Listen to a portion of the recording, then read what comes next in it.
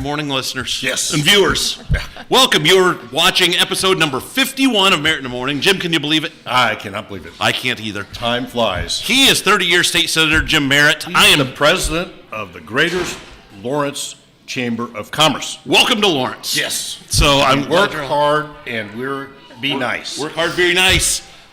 Live it, learn it, love it. Mm-hmm. So we're going to be talking solar energy today, renewable energy. But before we do that, first, Jim, have you noticed we've mixed up our seating arrangement? Yeah, we want to confuse people. We do. Well, we don't want to get stale. On episode 51, we're now 2+ years into this. Well, you know I'm regiment-oriented anyway. I know. So your OCD is probably going in overdrive right now. So we want to thank our sponsors, Stockyards Bank and Trust. Jim and I were down at their new Center Grove branch last Thursday, cutting the ribbon. So congratulations on their new Center Grove branch. Wonderful, Paul. I found, yes, Paul Lamone, nice job. Thank you for supporting the show. I found out why it's not called Bargersville, why it's not called Greenwood.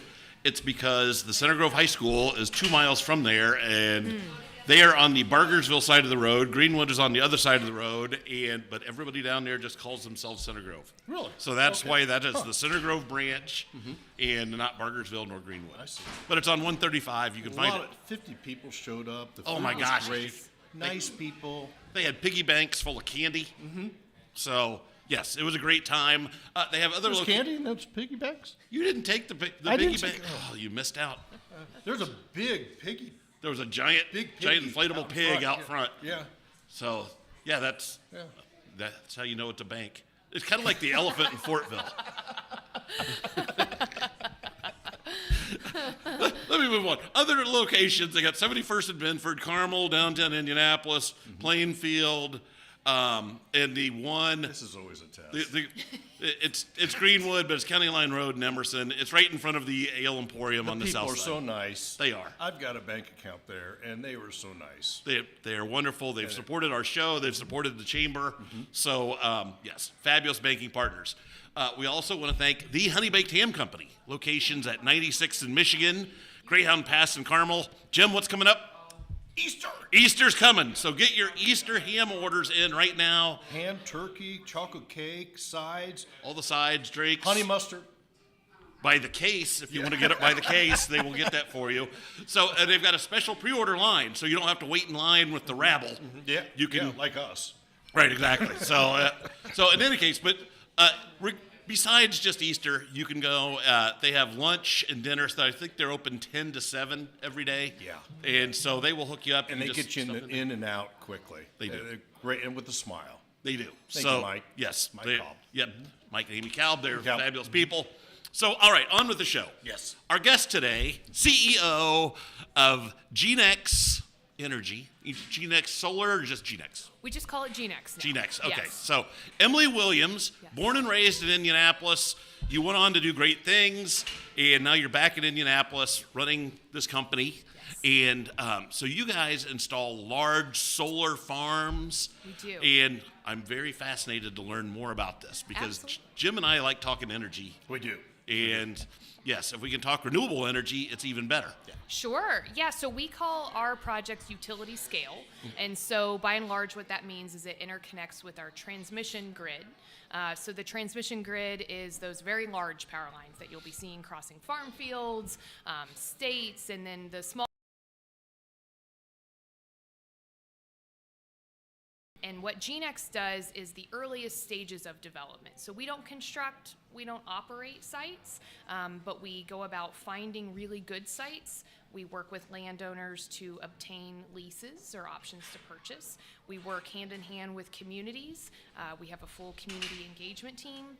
And really our objective is to obtain the permits needed to push these projects forward. And then we work with our long-term owner operators to actually bring the electrons onto the grid.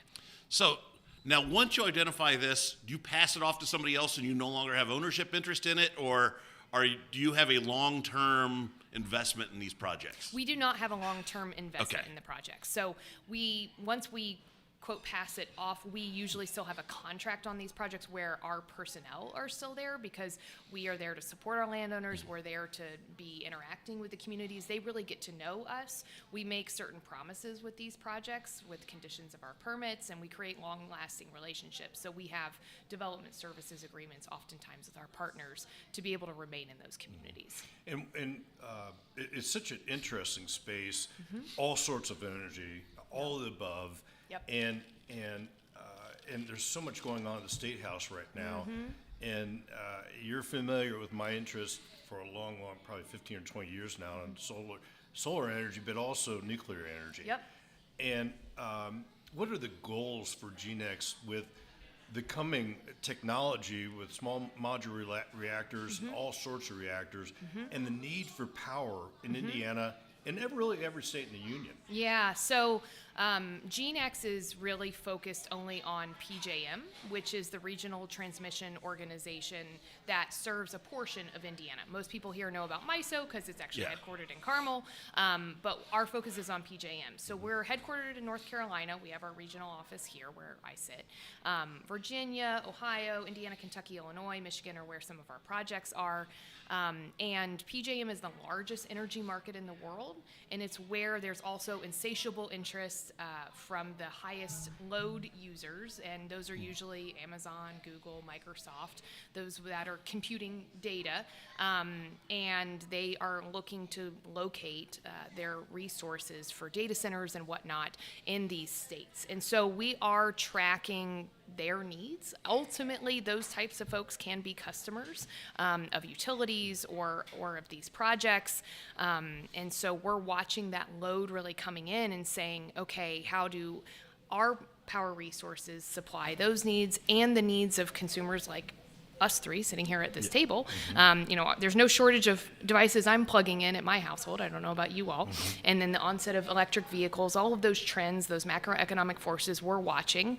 And solar, it's not sunny all the time here in Indiana. It is nighttime half the time, and we recognize this. And so we're watching these trends and seeing how can Geenex be a part of this mix going forward. As greater and greater energy demands are present, how does our portfolio look at this too? So we are taking a look at small modular nuclear reactors and doing a model similar to like what we do right now with solar, and we do battery storage development as well. And citing really good sources, looking at clean interconnections so we don't have to do network upgrades. Ideally, where's landowners that are interested, we're finding quite a few folks are actually interested in nuclear. We've been seeing that on our Facebook posts against our projects for a number of years, and it's kind of testing out.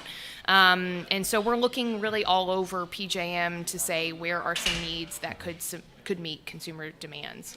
When Mike Pence was governor, I went to the ribbon cutting for the IPL at the time, battery storage center, and he hasn't been governor for a minute. I mean, that was a long time ago. Yeah. How is the technology for battery storage coming that we might someday be able to use wind and solar and package it and save it? Yeah, so a number of our solar sites are actually co-located with battery storage units themselves. We're very early in the development stages internally of our own processes with that. There are a number of different technologies when you're looking at battery storage. The most popular is lithium ion. There are pros and cons associated with that. There's news, that we've seen on those types of things. And so we look at, okay, what are the risks? How do we mitigate those risks? What are some other technologies? What's the viability of those? A lot of times the footprint could be much larger. And so the technologies, there's honestly a number of technologies in the battery storage space. In the way that Geenex typically goes about our development is trying to remain as technology agnostic as possible in order to give optionality to the eventual owner operator, because when we start development, that could be 5 to sometimes 10 years before that site actually gets under construction. And so the technology in all technology spaces is just changing so much that we want to make sure that it is available and technically feasible for whoever is building it, at the same time making it as safe as possible for the surrounding communities that might live by these sites. So the same can be said of nuclear too. Mm-hmm. So now I'm a little bit of a neophyte on this, but you mentioned battery storage. I've always thought you could almost hook solar in with a hydroelectric kind of system where when you got excess solar energy, you pump water into the reservoir at nighttime when it's not sunny, then you use that stored water energy to turn on turbine, and it produces the same way. And so there must be some inefficiencies because nobody ever talks about doing that. Yeah, that probably comes from a siting perspective of just there's so many siting criteria that we analyze to even get to a single solar site. Nearby water has not been a component of our search to date. Really, we're trying to avoid water sources and wetlands just because we have to buffer those from a regulatory standpoint. But it's a very good thought. The battery storage is really how we're looking at that. Is we've got these solar sites.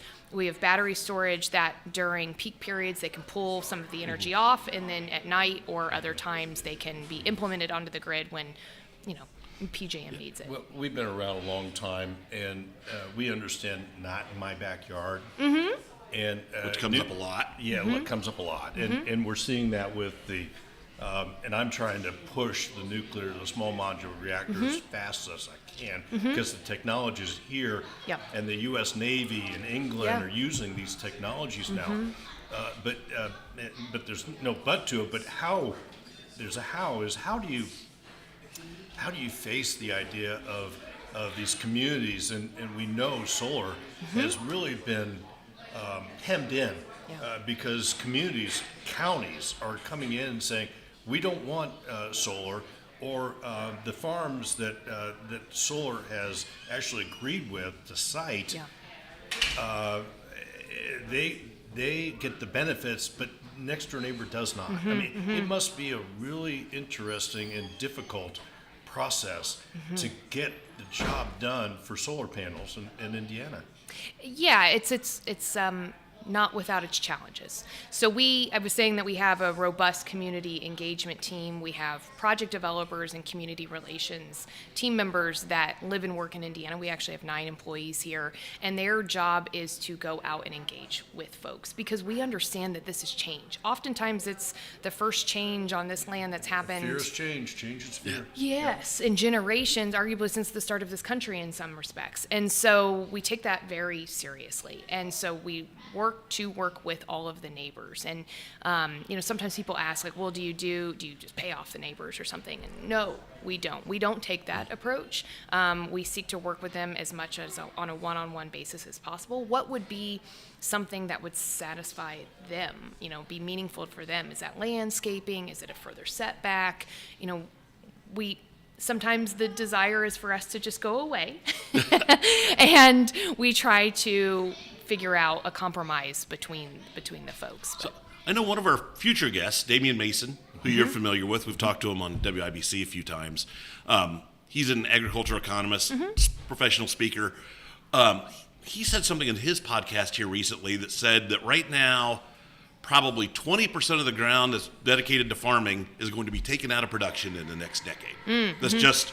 They've gotten to the point in farming where they're producing so much on smaller acreage that they don't need all that acreage. So I would think that taking some of that poor production ground, river bottoms, rocky soil, whatever, would be a perfect opportunity for you to come in and say, all right, this is going to come out of production anyhow. Go to a farmer, say, let's take your worst acreage and convert this over and make this income producing because you don't really need it to produce corn or soybeans.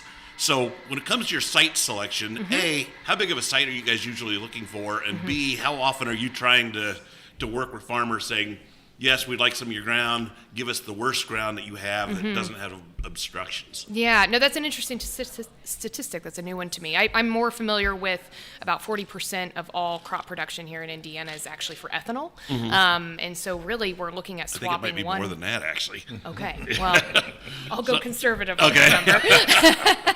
But you're looking at swapping one power production resource for another. But from a siting perspective, really, we are looking at interconnection lines, transmission lines. And so from there, we go out and speak with landowners. Solar is best built in contiguous blocks as much as possible. So we work with landowners all the time where they say, hey, we want you to sign up this piece, this parcel, but we want to keep this. Right. And oftentimes it's because it's their best farm producing ground and they don't want to put it in. Absolutely. I mean, this is a private negotiation. So that's a routine aspect of ours. And then, river bottom to an extent. I mean, flood insurance isn't becoming any cheaper, right, unfortunately, with some of the changes in our environment. So as much as we'd like to focus all of our efforts on that, the reality is the best farm ground is oftentimes the best ground for solar because it's, right under the lines and most available to the sun. So we do what we can in some of these areas. I will say we have a site in northern Indiana that is mostly muck soil. And so that's an interesting way to approach that project. It will be a lot more complex from a construction standpoint. And so there's always pros and cons with each of these things. So we are talking to Emily Williams. She's CEO of Geenex. Obviously, they do solar. We're going to come back because I have lots more questions about something you just said. Again, I want to thank our sponsors, the Honey Baked Ham Company. Jim, tell them about the Easter hams. There are deals to be had. I love picking up the Easter ham, and it's cut for you. It's sliced, I should say, and it's just nice to walk in there with a smile on someone's face, and they get you in and out, and you can eat in the restaurant. Yes, or they'll feed a family of 80. Yeah. But get your orders in early. They have a special line for you to come pick it up, so it'll be in and out and on your way. We also want to thank Stockyards Bank and Trust for sponsoring Merritt in the Morning. They've been with us pretty much since the beginning. Yes.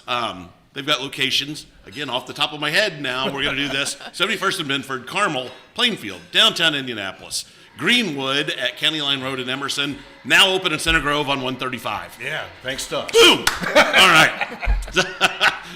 Jim's taking credit for this brand new branch, saying that we were the ones that developed this whole branch. Thank you, Louisville. Yes, so that's where they're based. Yes, thank you, Stockyards Bank and Trust. All right, so now, Emily, back to talking solar. Yes. So, how big of a site do you guys usually look for? And then once you've installed, or you or whoever your partners are have installed panels, is there other things that can be done with that ground? Or, so just delve into that a little bit. Yeah, Both those. absolutely. So our smallest site in Indiana is 150 megawatts. Okay. And so by PJM standards, we have to obtain 5 acres per megawatt, but really we secure about 10 acres per megawatt. Okay. To allow for setbacks and off of houses, wetlands, what have you. And then we go up to pretty large scale here in Indiana. We have a 700 megawatt solar facility, so still on that 10 megawatts per ratio, and that's to allow space within the project itself. And then you asked, what else can you do with it? Right. This is an area that I'm particularly passionate about because not only are we able to let that ground rest, it's not going to be worked year over year, but we really have a focus on putting pollinators and long-rooted plants back onto this ground to infuse more nitrogen back into the soil, because one of our objectives at Geenex is to leave this land better than when we came to it. Our farmers, I don't want that to be an insult against them. Of course, they take fabulous care of this land as well, but if it can rest and relax and we can put more nitrogen in it, we want this to be able to be farmed by our landowners again in 40 years. But additionally, too, we're working with a partner on a number of our projects where we would introduce sheep grazing in our sites. And so we look forward to having some herds someday of sheep being able to just naturally maintain the grasses and plants that we have throughout the site, and then just be a resource for the communities as well, and further jobs for the folks that are maintaining. Fascinating. I hadn't even thought about grazing. Yeah, I mean, really your highest expenses once you operate a solar facility is taxes and mowing. I always wonder, when I see those, I wonder how they cut underneath them. Cut the lawn, not the lawn, but the ground. Yeah, it's a underneath lot of legwork, but if you can send a herd of sheep in there, they'll do it. They'll Oh, do it yeah, for you. And then they're getting that high nutrient producing kind of grass, and good for them as well. So once the solar panels are installed, Yeah. what is the lifespan of a facility like that? You know, how long before you have to change out the panels? Yep. You mentioned 40 years, so is it kind of a 40-year horizon on, we're going to have these here for 40 years, and then that'll turn over to some other use in the future? Yep. So our leases go out for 40 years. Okay. There's some extension periods in there, so there's a possibility, that it could be sooner. But I mean, look around at other generation resources. Once you're up and operating, it makes sense to keep those around as long term as possible.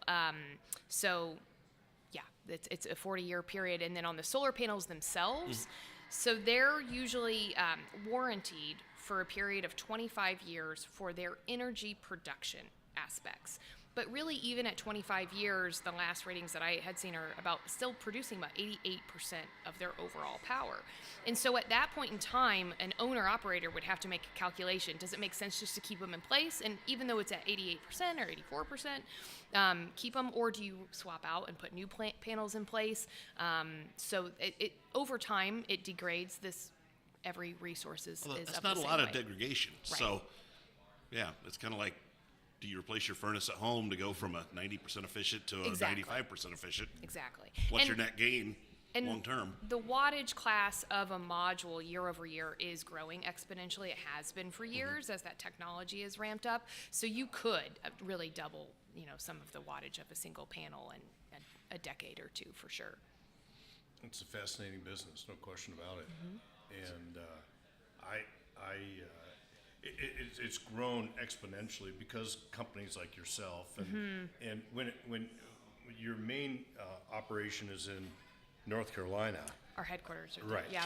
And how many Emily Williams are around the country? How many regions do you actually have?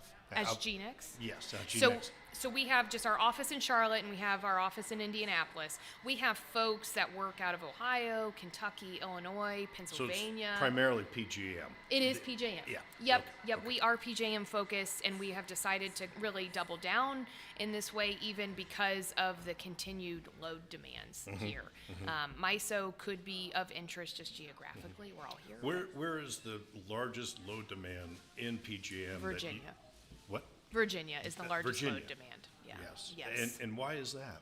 That's where all of the hyperscalers are I see. really locating close to I see. Arlington. And what you mean by hyperscale for our Sorry. audience? Yes. The data centers. The data centers Yeah. that are purportedly coming to Indiana. Yes. Yes. And they're very interested in Indiana. They're very interested in Ohio. Yes. Now, with these data centers, a lot of people talk about them, and they demand a lot of load. They do. And do you believe that with nuclear power that it's going to be, it could be Main Street, it could be two utilities, it could be one utility, it could be the federal, it could be any sort of partners that create a load of power, if you will. And kind of, can you expand on that a little bit of what you see the future is? Yeah. So what's happening right now is that those data centers need power, and they need power now. And so the way that they're achieving that is from some gas turbines. And one of the reasons I'm at Geenex is I would like a future that is less reliant on gas and coal. I am from Indiana, so I understand. Well, we but know how many coal plants are Yes. going to be closed in the next 10 years. Yes, yeah. And we also know nuclear power plants can be dropped in, wrong term, Yeah. that can be installed in these Yeah. coal plants. Yes, absolutely. And so it really, even the Amazons and the Microsofts of the world, they are taking a hard look at nuclear themselves because they want a carbon-free environment going forward. Sure. And but the gas is available now. And so we're really focused on how do we continue to meet load demands, but also create a cleaner energy future. And so, yeah, they're looking at bringing nuclear resources to themselves. And so does that mean that they start building these resources themselves? Or, there's a variety of different purchase agreements, power purchase agreements that they can arrange, whether it's behind the meter or still on the grid, but they work directly with an independent developer, like ourselves and like our partners, as opposed to utilities. That could be very possible as we go forward. So looking 10 years down the road, what is the energy mix going to look like? I mean, obviously, there's still probably going to be coal. You've got natural gas. Yep. You do have hydroelectric. You've got solar. You've got wind. I would think solar is probably on the rise. Coal is on the decline. Hydro is probably on the decline.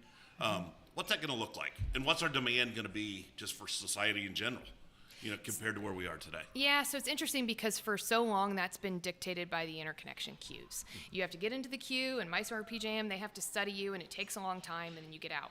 MISO and PJM are both in a situation but where most of their queues are filled with solar and wind, most of it being solar. And they're challenged by some of these load resources coming on. And so they've both created these special exceptions where capacity rich, so coal, gas, nuclear, can come in quicker into their resources. So it's kind of queue jumping in a way, and folks in our industry name it that. And so we may be seeing more of those resources in the future than was anticipated even a year or two ago, where it looked like it was all going to be solar or wind. And so I would see a mix of solar, wind, nuclear, and still some gas. I mean, gas is going to be present for quite some time. It's a quick start. Electric generating resource. There's a lot of it in Indiana. There's a lot in Ohio and Pennsylvania. There's the gas line infrastructure, which is not my area of expertise, but there's some constraints there that we really do have to deal with. But solar and wind is what's in the queue. It's what supply chain is available. In order to get a gas turbine right now, I mean, your ability to come online is still probably 2029 or 2030, where solar and wind projects are in the queue, studied, and available today. And so we continue to see that build out, but then we're definitely keeping our eye on nuclear as well. All right, wonderful. Well, Emily Williams, CEO of Geenex, thank you very much for being our guest today. Thank you so much. You've been Pleasure. fabulous. This has been an easy and fast show, Jim. I love those. Exactly. Yes. Good one. Number 51 Cafe has Audrey. been wonderful. I forgot to mention, we've been coming to you live from Cafe Audrey. If you're watching Everybody on the knows. Facebook Live, exactly, they know. Work hard. They see the Work Hard, Be Nice sign. They know that we're at Cafe Audrey's. Again, we want to thank the Honey Baked Ham Company, locations at 96th in Michigan, Greyhound Pass in Carmel. Get your Easter ham orders in. They've got all the sides you need. They've got ham. I think they've got turkey and They got other turkey, stuff. chocolate cake, everything. Yes. So they've got all that. And the food's So wonderful. order ahead, cut the line because they've got a special dedicated line to the online orders. Also, thanks to Stockyards Bank and Trust. Stockyards, we love everything you've done for us. We're really happy to see you expanding. So, Jim, in addition to their new Center Grove location, I know they're looking at Whitestown and Zionsville also. I know So that. they own property there. It's just a matter of developing They're it growing. and getting it ready. So, Stockyards Bank and Trust, thank you for your support. Thank you all for watching or listening. Again, you can find us on YouTube. Facebook obviously gets the live, and then all of your podcast platforms. Ask for it by name, Merritt in the Morning. Thanks for watching. We'll catch you again next time.